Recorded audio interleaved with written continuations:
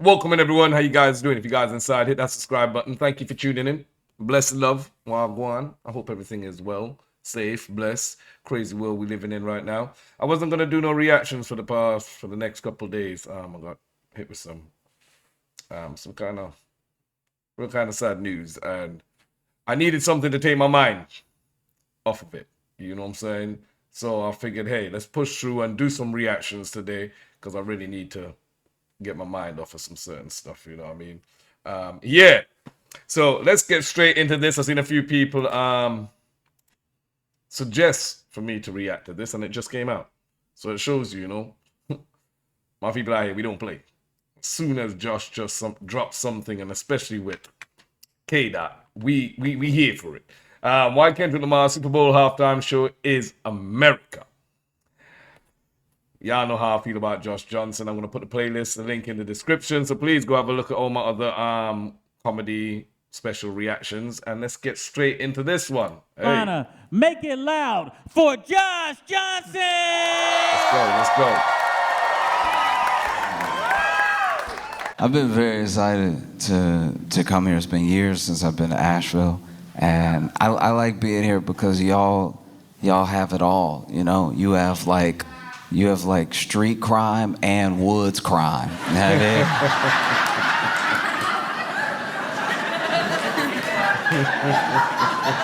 I mean? Like, this is one of the only places in America where a deer could get shot with a Uzi. You know what I mean? Like, they're laughing like this is so true. Y'all really moving out here. No, it's incredible. I was, you know, last time I was here, we were on the road and we were headed to a show, and there was a dude. Okay, there's no good way to pop out the woods. I'm trying to be fair to him, right? Like, I don't know what I was expecting. I don't know how it could have been better, but there's no good way. This dude, we're passing by in the car, and, you know, things happen fast when you're on the highway and everything, but from far away until I passed him, I see this dude pop out going.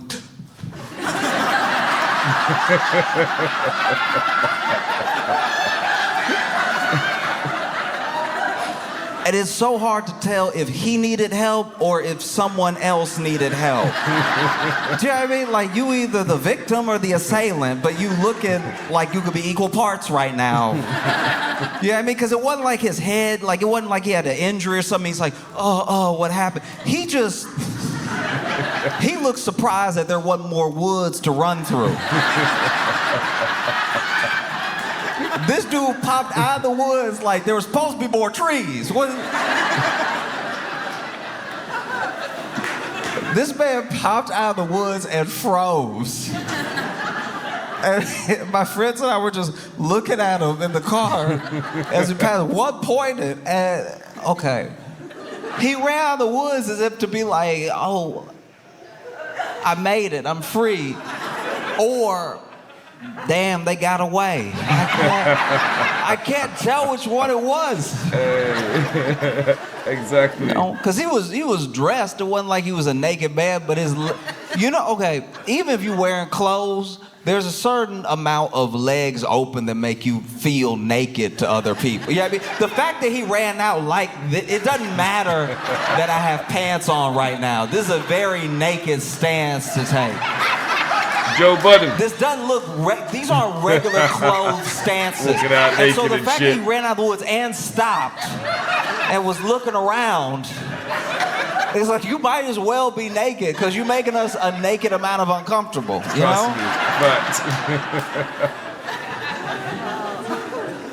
My man busted out of the woods.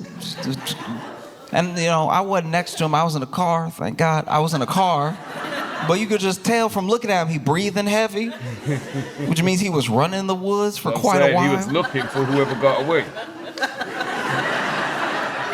Looking around all low. Why? Just stand up. Like,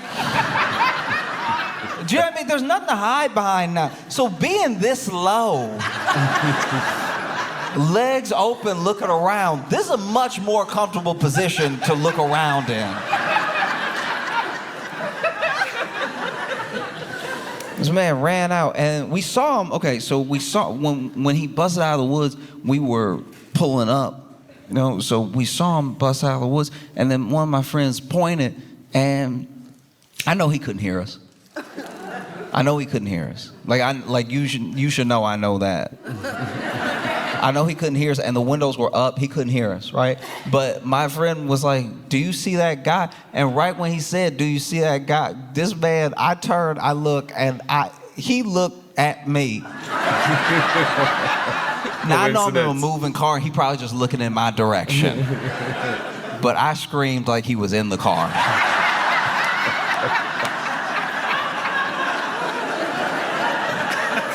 I wanted to have nothing to do.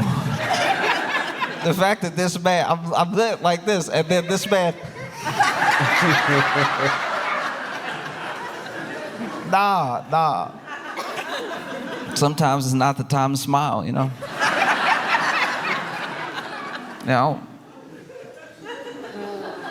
Smiling after running out of the woods. I think you are the assailant. I think that you... Yep. But no, it's great to be back. It's great to be back. Man, give them his last experience in coming here to Nashville. Then he's like, yeah, it's great to be back. I hope I don't have to see this shit again, yeah. In Asheville with you.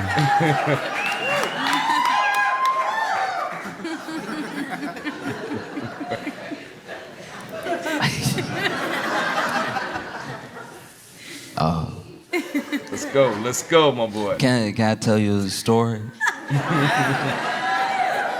When I was a kid, I was walking down the street, and it's funny, man. Art can save your life. It really can. Cause I was walking down the street, and there was this dude right in front of me, right? And I wasn't like too close to him, but I was just basically keeping up pace with him, and we hit a light, and so he stopped, I stopped, and I was just looking around, and I saw a new mural that had been painted, and I don't know, it just fascinated me. I took a second to look at it, and I guess the light had changed, and we had the right of way, and he went off walking, and I was still just staring at it, and then just as I decided that I had taken it in enough, I turned and got ready to take that step off the sidewalk. And then in the middle of the street, this car had, I guess, run a light and was about to run another light, and it hit that guy, the guy that I was right behind, you know? And he's okay, by the way. I mean, he did get hit by a car, but like he's the level of okay that you are years after getting hit by a car. He moved on. Like, he walked away that day. Okay. I was about to go, is this a true story? Because John knows something stopped you to look at that mirror on purpose. You know what I mean? It mostly hit his ass, but like it did graze him in a way that, like, because I was just a couple steps behind him and because I've been keeping pace with him for a whole street, I was like, that would have hit me square. You know? And I mean, they were trying to stop. They had slammed on the brakes. That's actually maybe one of the reasons I turned, because I started hearing the screech, and I saw it, boom. And he got up, but he did bounce. Like, he... You're not making it any better, man. I'm being sorry for the guy. If he bounced, I would have flown. I don't know why it is when you get hit by a car, sometimes your shoe fly off. I don't know... I don't know why people don't tie their shoes tight enough, but like this thing like hit him from behind. He spun and he went up a little bit and his shoe flew right. But his shoe took so little resistance to fly off. Like, it would be different if he had like rolled over the windshield and the shoe flew off after that. But the shoe started flying off before it looked like he was really going in the air. It looked like he had one shoe and one sandal. The shoe was so ready to fly off. You're not helping the guy. I feel sorry for him. Anyway, I feel sorry for the dude. I still can't get over what happened Sunday at the Super Bowl. Like, you know I'm here waiting for this. You know I went here waiting for this. I was going to fast forward a bit. Like, nah, man, I can't wait. But then, because I've done a lot of Josh Johnson's reactions here, I have learned with him. He can start the joke from the beginning and build it up. And then bang, you're like, oh, shoot. And then he goes right back to the first joke. You're like, oh, no, you did not. Now I see where you were. So you can't miss nothing. Let's go. Let's go. Let's go. Like, I want to be clear about something, right? I watched the Super Bowl not really rooting for any one team, just sort of watching to watch. This is a big event and everything. And the Chiefs lost harder than the Eagles won. I don't know if that sentence makes enough sense, but it at a certain point, I was just like, maybe I could play. Oh, shoot. Do you know what I mean? Like, I'm not good either. I could get tackled too. He's trying to say the Chiefs played like shit. That was rough. That was hard. There was one point where I was watching it and I was like, guys, you want to watch a good game. Like, in my mind, you want to watch a good game, especially when you don't have any loyalty to any team. You just want to watch like a really fun, wow, that's crazy type game. And it was such a thrashing that I was like, y'all, not in front of Taylor.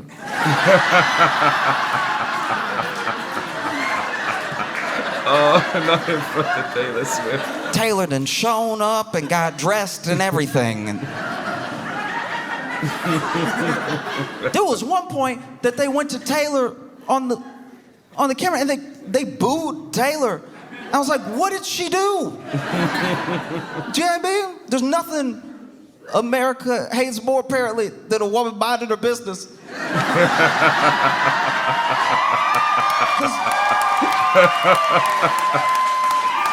Because even she was like, I couldn't have done anything. Leave Taylor alone, you know what I'm saying? But I tell you what, I want somebody to believe in me, to really, truly, from the bottom of their heart, believe in me the way those commentators believed the Chiefs could make a comeback. The things that I was hearing, made me feel dumb. I started to feel like I didn't understand football at all the way they were talking. They were talking so wild about. So first 10 points that the Eagles got, they were like, hey, fun little fact for you. Every time the Chiefs win in the Super Bowl, they come from behind. I was like, what stat is that? All right. Okay. And then the Eagles scored another touchdown. They were like, well, it's only the first half. Anything could happen next half. It's like, all right.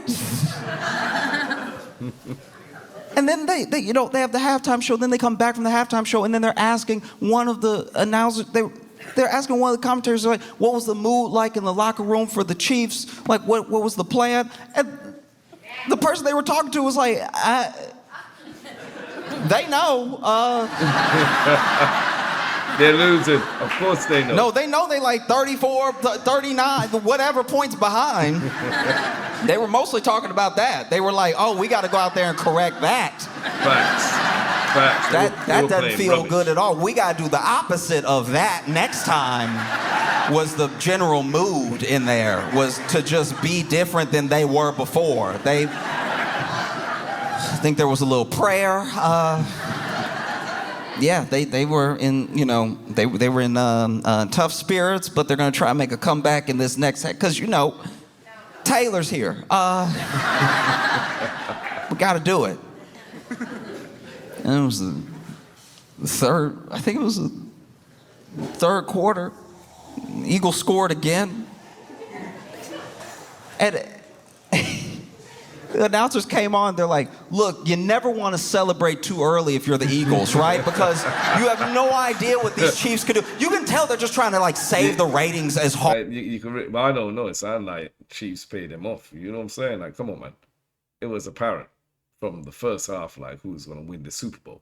hard as possible to make it seem like there could be this 10-second comeback of 59 points or whatever they need. It was the most insane. I was like, no one has ever believed in me the way that they're like, you never know though. Even when it was the last 5 minutes, they were like, you know, you never want to celebrate too early because that's how you can lose the game even when you are 99 points ahead, okay? It's the hubris that loses games. They weren't giving up though. I'm sitting there like, do I not know how to count? Like, it's too many sevens away. I think they got it. Too many sevens away. Like, I'm not the best at math, right? I'm not the best at math. I needed a math tutor, and my math, okay, I was an algebra, okay. Math is like one of the only things that I really struggle with genuinely, and not like basic math, but math once it gets like conceptual, right? And so I had to take Algebra 1 twice. It's the only class in my life, I think, or maybe there's one other, but like it's one of the only classes I've ever failed and had to take again, right? And so I'd take Algebra 1 twice, and I was so thankful when I finally got like a C after the second time, and then they made me take Algebra 2, and I was like, last I checked, 1 + 1 is 2. I don't know what y'all are trying to do to me, okay? But I was at Algebra 1, okay, I had 2 math tutors, and one tutor quit. One tutor quit because it was, okay, they were helping me, and then I was basically getting things so wrong that they were questioning.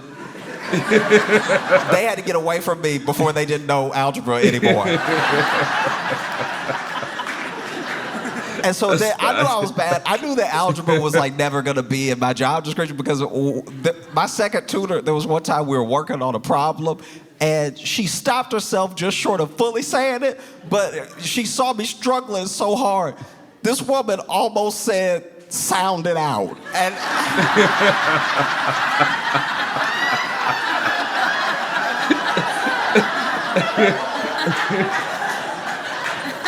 and she stopped herself, but you could tell, like, beneath the surface, there was this thing of like, I don't even know how to help right now.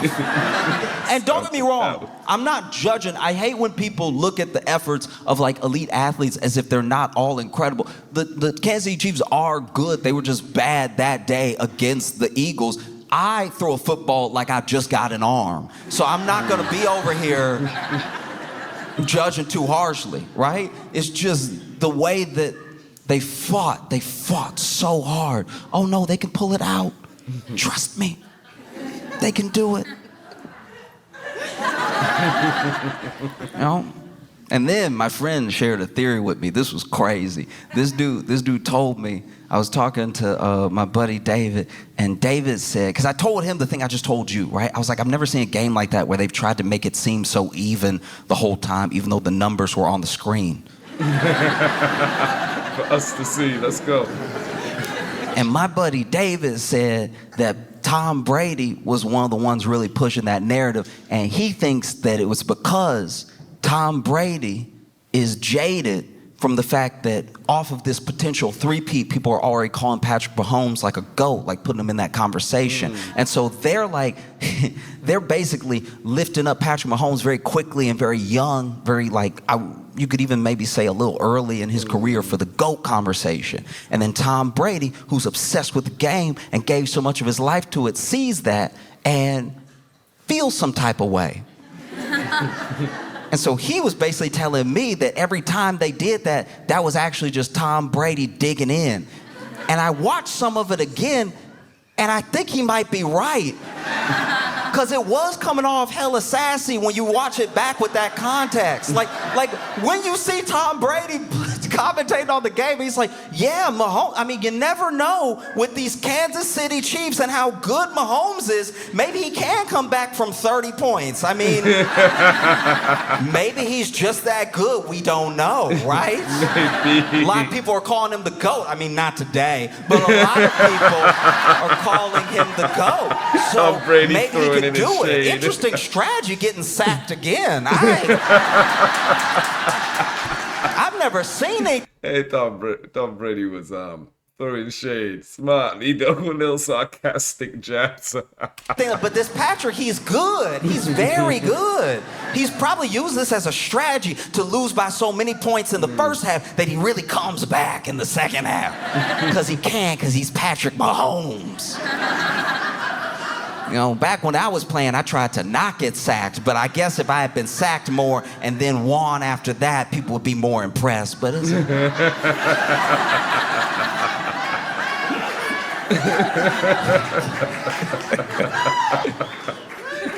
And then, I can see the hate right there from Tom Brady. and then you had the Super Bowl halftime show.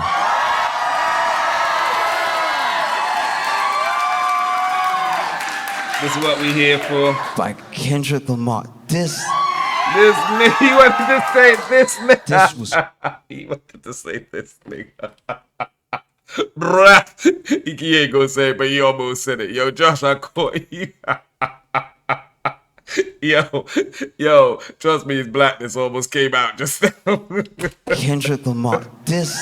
Look, he wanted to say it. Black. Yo, Josh, you know you good, man. You good, my G. My G.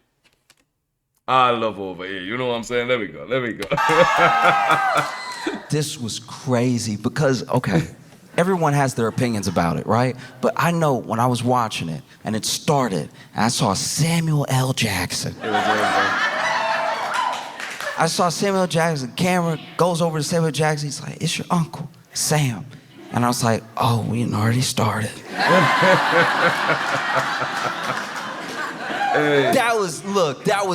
That was dope to have Samuel L. Jackson as Uncle Sam was dope. Because one thing is obviously the little like wink wink, cute thing, right? But one thing that Kendrick is incredible at doing, something I haven't seen people really be able to do, whether it's through music or imagery, is layers to a story. And there's multiple layers to everything that happened, right? Mm-hmm. Samuel Jackson is playing Uncle Sam in Body of America, welcoming us to the Great American Game. The Great American Game is in the game of Kendrick's life that's about to play out, right? That's why we see the PlayStation controller on the football field, the game as in football, and the game as in the thing that we're all in, the thing that we all play. Whether you feel like you're playing it or not, you're a part of it. You know? And one thing you have to watch out, because Kendrick leaves these Easter eggs and stuff like that, you also can read so deep into it, you go off on a deep end where if you were able to talk to Kendrick, he would be like, nah. He's so humble for real. The internet is full of them. The internet is full of like, yeah, so then he had these dancers come out in red, white, and blue because Drake, because he beat Drake blue, and then you're gonna see red because we beat him so much that the red comes out and Drake is white. Like, I think that's a very misguided take. But you can get there. It's very easy to get there. You start searching, hunting, trying to read into every little thing. Yeah. And if you're not careful, you go off on some deep end. That's not what anybody intended, you know? And this dude says it because that's the other thing. He sets you up with some pretty fire lines that make you start digging. He specifically says, you wouldn't get the picture if I sat you for hours in front of the Louvre. So now even I'm digging. I'm like, oh, okay, yeah, the Louvre. All right. Drake is Canadian, French Canadian, the Louvre.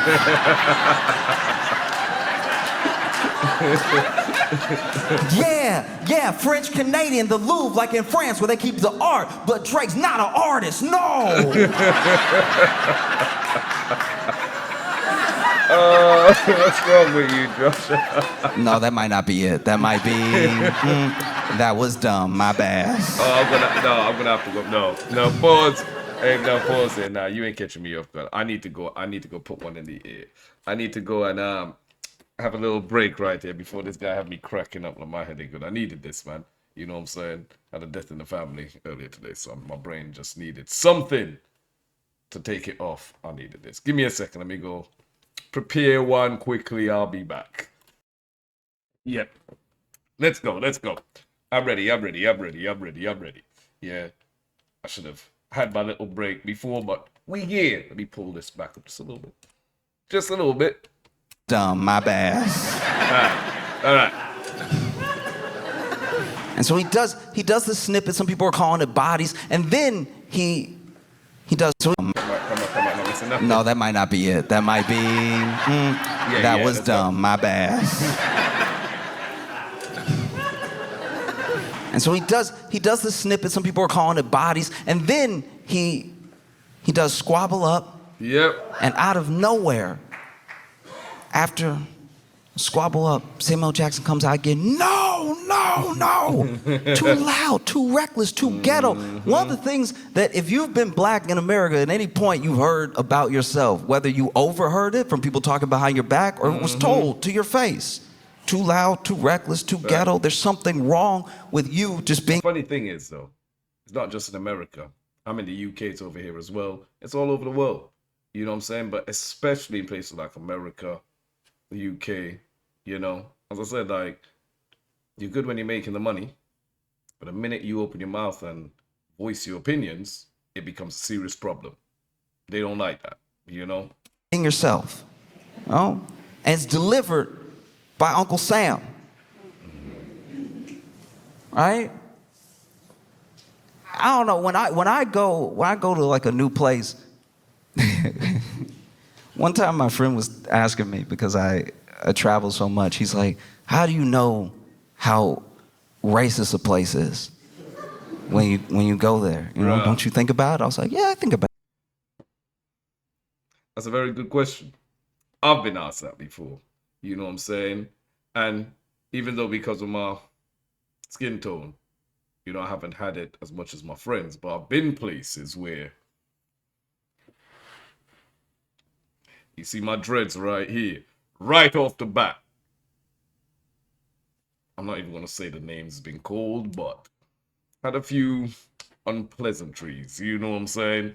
And then worse yet when, because most time if somebody comes at me negatively, my first defensive instinct, I start speaking as if I'm back home in the Caribbean. So my patois comes out, you know what I'm saying? And it comes out very strong. When I'm angry, I find that I don't speak English, I speak patois. You know, let me fresh off the boat, I don't care. Tell a man straight about himself and I don't give a damn, you understand me?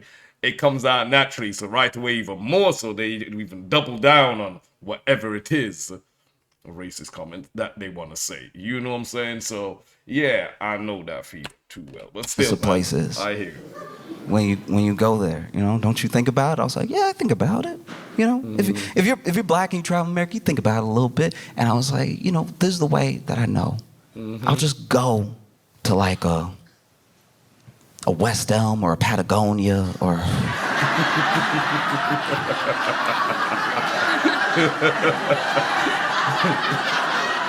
or a Lululemon or I'll just walk in and look around, do a little shopping, and just smile at people. And however long it takes them to smile back, you know, is probably how much danger I'm in. You know, you go into Patagonia, you smiling at everybody. Hey, and you get a couple smiles back quick. You're like, all right, we're safe. But if you walk into a West Elm and everybody just looking, bruh. Yep, few bikes parked out front. Time to go. Yep. Looking at each other too. That's time to go. No, you say something. Somebody finally approaches. They're like,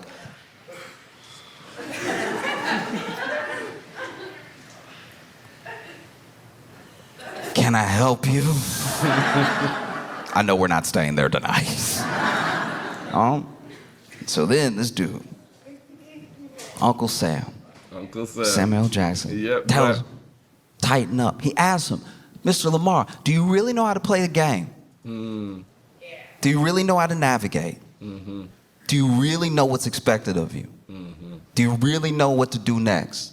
Then tighten up And that's a wild conversation to have with someone who maybe even thinks they're helping you, right? Because that's been told to me in different ways by lots of people. Like, tighten up, watch yourself. Don't be too loud, too ghetto, too reckless, you know what I mean? And sometimes it's white people, sure, but sometimes it's older black people that I know that just want you to be safe because they know how the game is played, right? Because I don't know if you can tell by looking at me, but I'm not exactly a hard individual. Hey. Do you know what I mean? Like, I'm not.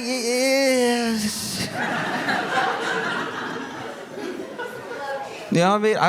Not only am I not a hard individual, I remember one time, you know, my mama tried to raise me to be a gentleman, and there was this one time I was in college, and I'm working on a group project, and one of our classmates was ready to go to her car, and she was like, "Hey, does anybody mind walking me to my car?" And I was like, "Yeah." And then she was like, "Does anybody mind walking us to my car?"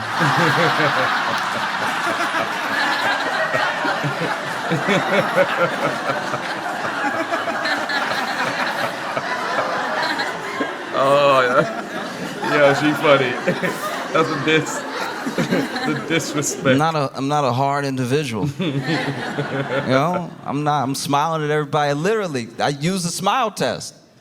That's how I know if a place is safe or not. I smile. I make myself open, right? I show I'm no threat. And I even got in trouble with my friends one time because You went to a place you were meant to smile. we were walking down the street in Chicago, and Chicago. made eye contact with this cop, and he was like morning, just a little passing morning. And then I didn't realize it came out like this, but apparently I was like, "Officer."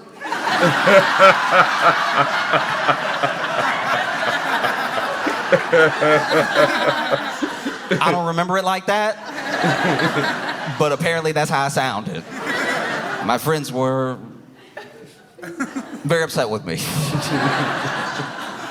One of them said I said it like I was welcoming him home. I thought I just said, "Officer." Apparently I was like, "Officer." So once again, I'm not a hard individual. So if I've got the speech, if I've got that speech, tighten up. That's too loud, that's too reckless, that's too ghetto. If I got it, damn. There's no end to the game that you can try to play with respectability politics. You know, you can either be yourself or you can't. And if you can't, then to whatever degree that you can't, doesn't really matter.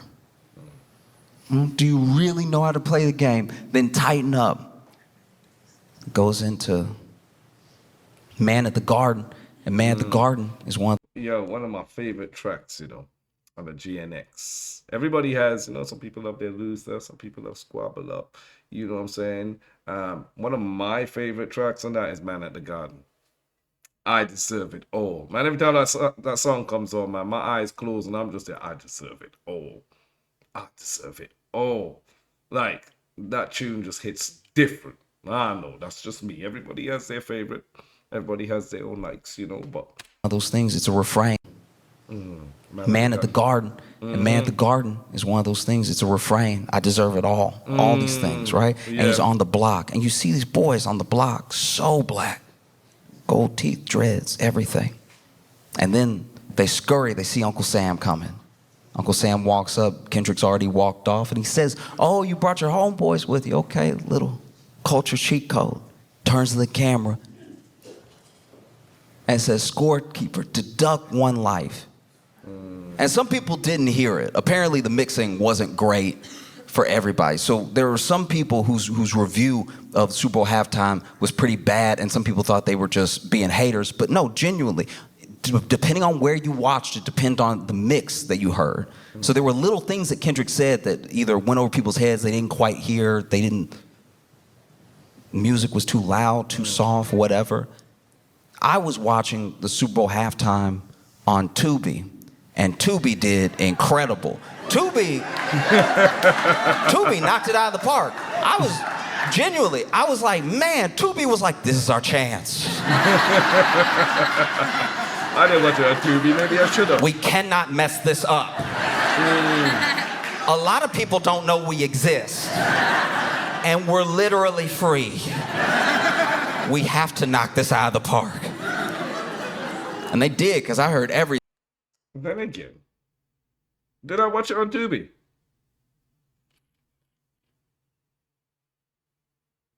No, I watched it on ITV over here. Yeah, because Tubi was... Don't know why Tubi was stalling over here. I kept trying to play it, and it kept showing me the pre-halftime, I think. You know what I'm saying? The lead up to it. It wasn't showing me the actual football match, nor the halftime.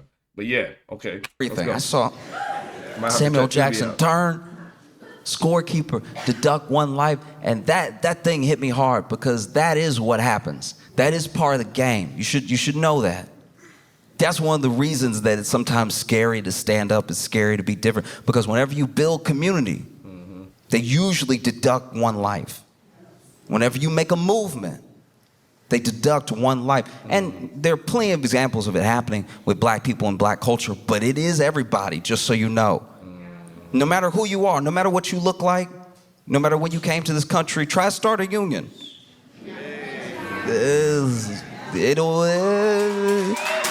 And look, it might not be you. They might miss. But it is what happens. Deduct one life. And it's wild to hear Samuel Jackson deliver that line, because Samuel Jackson was an usher at Martin Luther King's funeral. Right? Like, Samuel Jackson used to be way more militant. And I'm not saying he's not now. I'm just saying, like, back in the day, he was about that action. He'd lock you in a room. Beat you up. And wait till you came to your senses. So then they go to Peekaboo. I don't know, it's just funny to me what Kendrick just played the Peekaboo.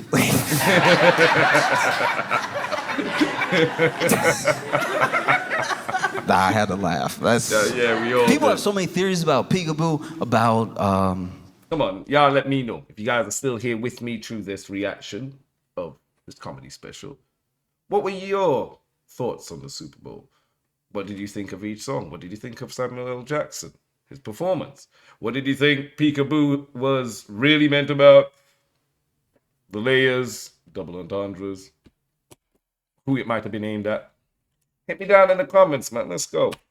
About him using Luther and all the stars, SZA coming out, being on the triangle. Like, I'm not acting like I caught every single thing, but I know that when Samuel Jackson pops up again and he says, yes, see, that's what we want.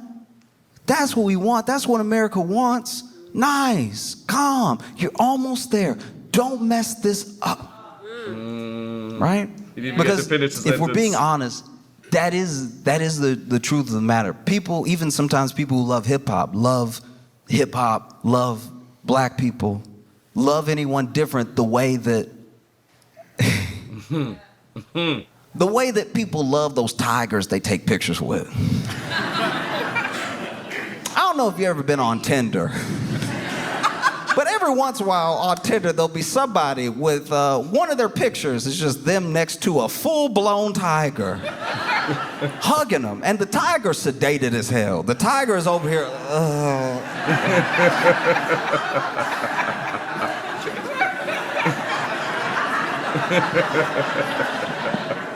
And they're over there hugging its neck like they're in the Jungle Book. Like, we have to protect these beautiful animals, all right? We have to preserve their way of life. Oh, shoot him again. Shoot him again in with the dart. He looked like he was opening his eyes for a second. So sweet, so gentle. Deep down, they're just gentle creatures. Shoot him again. He moved. That leg. I don't like what that leg doing. Looked like he gonna get up. And that is how need to be people protected from sometimes, people. you know, prefer their hip hop, prefer their protests. Why can't you just do it sedated? You know, why can't you just tone it down a notch, right? And then he plays Not Like Us. And people lose their minds. I loved him. I loved him playing it because of what he said when he started it. You know, 40 acres and a mule. This is bigger than the music. They tried to rig the game, but you can't fake influence. That's wild. If you really think about those lines in any context outside of the Super Bowl, outside of Drake, the song, Not Like Us, everything, they still stand all on their own. You know? How many of us feel like we're in a rigged game? Facts. And it was beautiful to watch Not Like Us get played on that world stage, you know? Drake tried. He tried his best. That dude tried his damnedest. Not only did he try, that dude went to Australia. Not only was he not in America, he was under the earth.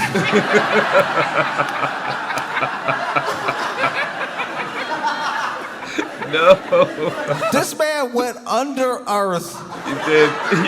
To do, to his credit, I'm not acting like he's not a big artist. I'm not acting like he doesn't have an album dropping this weekend. I'm saying like this dude went under the earth to do an arena show just to make sure at least these people aren't watching the Super Bowl. Oh, that is diabolical.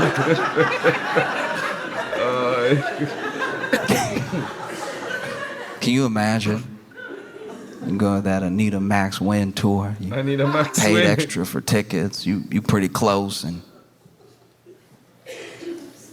you get a little curious.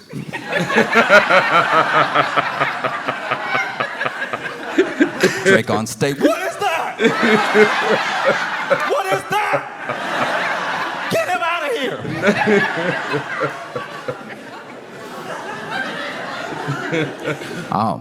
Then, you had that dude.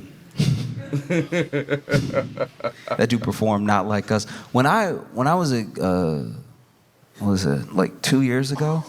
I went to visit my friend. Now my friend had a baby years before that. By the time I met his kid was 5 because we hadn't seen each other a really long time. And cutest kid. It's crazy that my friends are having kids because I can see, you ever see somebody who looks so perfectly like a mix of their parents? You see perfectly both of those people in this new person. And we were supposed to hang out all day, and he went and we were in the kitchen and he grabbed something for us to drink. And so he had poured himself an almond milk, poured kid something, was like, "Will you want anything?" I was like, "Oh, I'll just take that." And then poured me something. He's like, "I'm gonna just go ahead and get changed. I'll be right back." He goes upstairs, and now it's just me and his kid. And I'm like, "How you doing?" He's like, "I'm good." And it's crazy because he even had I'm just meeting this kid, but he already had my buddy's mannerism. Just that shoulder thing. "I'm good." It's exactly like his dad. "I'm good." It's like, "Oh, okay. You having a good day?" He's like, "Yeah." You know, it's like, "You excited? I think we're gonna go to the zoo or something." He's like, "Yeah, sure, I'm excited. Be fun, you know." And then he turned around and he knocked my milk over.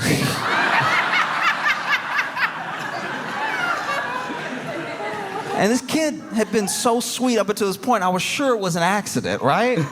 Until he turned to me and he was like, "I spilled your milk."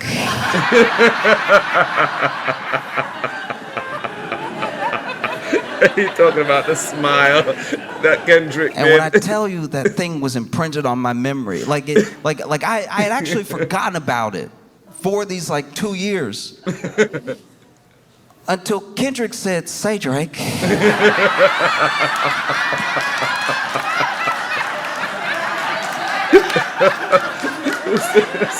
Kendrick Lamar has an incredible smile. But he always seems to use it for dastardly deeds. This man said, said, Let's say Drake. I you like him, yo. I haven't been that scared. I know he was talking to Drake, but even I was at home like, ooh. Like, that man whipped around and said, say Drake, like he just ran out of the woods.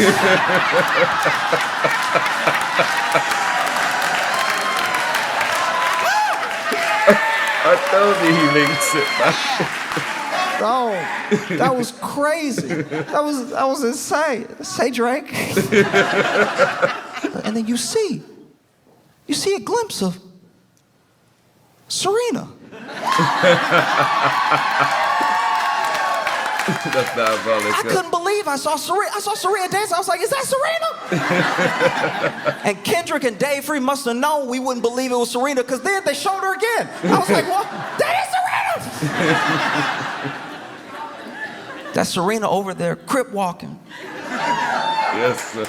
Which if you pay attention to the layers, you pay attention to the storytelling, one of the most beautiful things about Serena being on stage, crip walking, dancing, right? Is not just as a sort of FU to Drake, right? Because it is. Yeah. Because her and Drake, you know. Either. And then Serena moved on, and Drake couldn't handle it. A lot of people think that Kendrick Lamar is Drake's kryptonite, and he really isn't. Drake's kryptonite is a woman who's moved on. Yep. Mm-hmm. Do you know what I mean? Facts. Like, there's nothing My boy that hit the Drake nail on hates the head. more than a woman minding her business.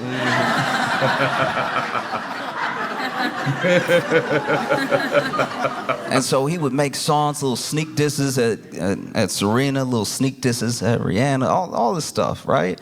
He loves beefing with women who have moved on. Facts. The best way I can sum up Drake to me is one time I was in Chicago, and apologies if you've already heard this little quick story, but I was in Chicago and I was sitting on the train, and this woman gets on the train, beautiful, like knockout gorgeous woman, right? And she ended up sitting next to me, and then this other dude gets on the train, and he's sitting across from us, and he tries to holler. You know, he's like, hey, sweet thing, how you doing, right? Now, this dude, to be fair, was very good looking. He was very good looking. Like when I looked up at him, I was like, oh, you two would make sense. Very good looking dude, put together, everything. And he's like, hey, sweet thing, how you doing? What you doing? Where you going? How's your night? You know? And then she looks up from her phone and she goes, oh, nah. Yes. No, right off the bat. Nope, not wasting And time. I hated that I was sitting next to her because I had to turn all the way around.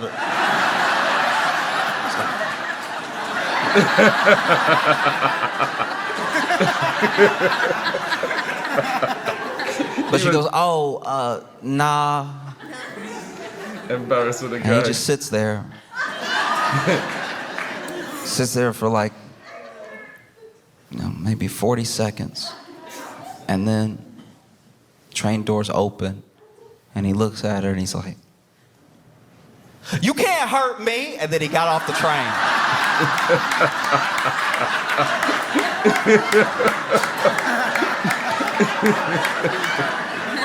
And that's what a lot of Drake beefs with women feel like to me.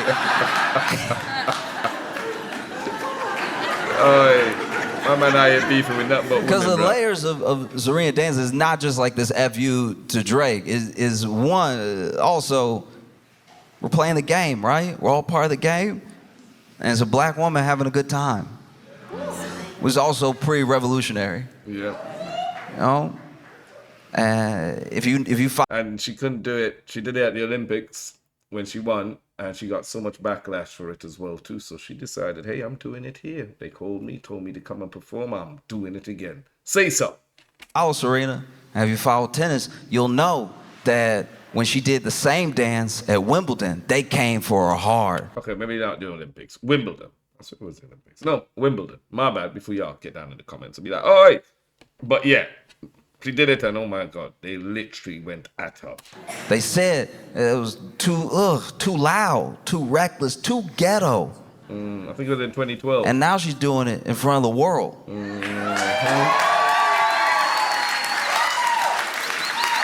In front of the world with nothing but joy and people cheering her on, right? Giving us full circle moments. I thought that was so dope. You know? I even tried to do it. I hurt myself.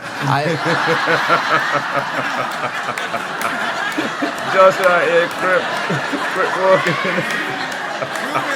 Nah, I popped right up. I was like, oh, Serena!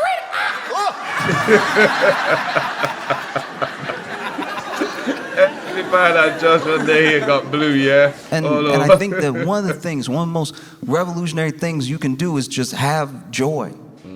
Just have a good time. Facts. I watch so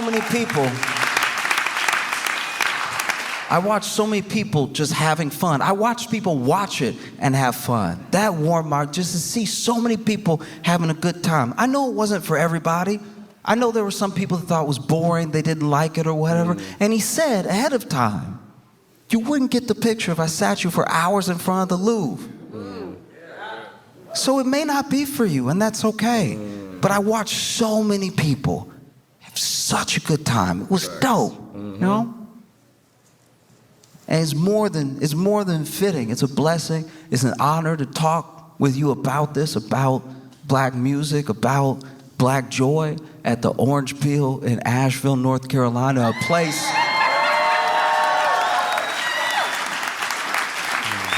that in the 60s and 70s had incredible black acts, you know, was sometimes one of the few places that they could get booked, where black-owned radio stations had DJs do party nights. Like, it was great to be here, and I appreciate you having me. You know, it's. My boy. I think that for the most part, when I think about the halftime show, and when I rewatch it for the 100th time, and there were so many people that were critical of Kendrick. It should have been more. He should have done more. He should have gone up there, been more militant. He should have done this, should have done this. And it's like, look. Bro, come on, man. Can I just tell you, I'm not trying to be a bummer when I say this, but everything you've ever watched that ever went out on a broadcast that you thought was revolutionary or you thought was ultra militant was approved for you to see by a corporate lawyer. Yeah. All of it was, you know? In fact, whenever a moment gets through that's not that thing, that person usually faces swift consequences. Yeah. There are so many people that are like, no, he didn't go far enough. He could have done so much more. And it's like, look, I understand. That's what people are saying. But if you really believe that, if you really believe that he should have done so much more, I can tell you this, art can save your life. Yeah. Art can absolutely save your life. Facts. I believe it from the bottom of my heart. But believe me when I tell you that entertainment will never be your salvation. All right? Art can save your life, but entertainment by and large is escapism. And no one has ever escaped their chains by forgetting they were there. So you cannot, when I tell you, you will not be saved through entertainment alone. Expecting Kendrick to rap so good that Trump is like, I'ma stop. Yo!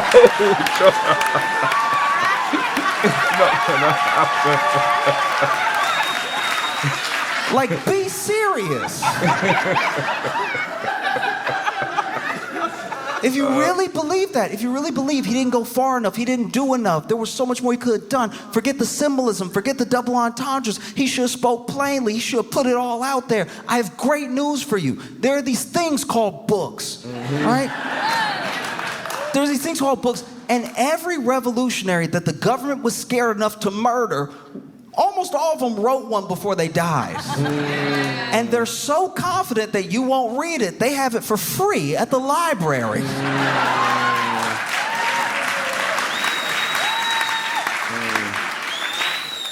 I'm just genuinely, I don't know what to say sometimes when people are like, why didn't he do this? It's like, I don't know, man. I'm not in his head. You know, he's great. You can't expect him to save you. He did an entire album where he said he wasn't our savior. The whole album where he was like, yeah, but I rap. I think it was incredible. I think it was a phenomenal show, especially in a year and a time where there are people that would have Black history disappear. You know, there are people that would have us forget. Right. And I think the only way to stop Black history from going away is to make more of it all the time. Yep. Make new history Facts. all the time. Facts. New moments. Preach, man. Preach. Yep. You know? Because so many people were like, man, it was so boring. I didn't get it. And it's like, it's the most watched thing right under the moon landing, but I'm sure that was hate watching. You're right. I think that whatever you take away from the performance, if it's art that touched you, that made you feel something, that's good. That's all you can hope for. But if you want like a revolution, if you want change, you're probably gonna have to go outside and get some or make some. That, like, if you want Facts. I expect somebody else to be doing it, bro. You need to like, play your part. then he plays Not Like Us, and then we all scream Mustard. DJ Mustard comes out, they're dancing. And one thing I really loved about the performance, genuinely from the bottom of my heart, is that almost always what people will do, the Super Bowl thing to do is go out there and play your hits. Make a medley that reminds us why we love you, right? And this dude, he did some of his hits, but he mostly did this GNX album. He even says it when they start playing TV Off. This is GNX. We came here from Compton, California to party with y'all. Master. You know? Then the Super Bowl halftime show ends after he hits that TV Off, game over, cold stuff. And then they come back. Tom Brady's like, well, let's see if Patrick Mahomes can like really bring it home. Like, he's so good. I've heard he's great. I've heard he's fantastic. So I'm sure he can come back from this 2,000-point deficit. It was a wipeout. No, for real though. If you want change, art can save you. Entertainment will never be your salvation. And so if you really want to see a different neighborhood, a different country, a different world, you probably gonna have to turn TV off. Facts. I like how we did that there. Facts. Man, this guy has a way of articulating himself and conveying his message over through his humor, which I find fantastic. You know what I'm saying? Literally different.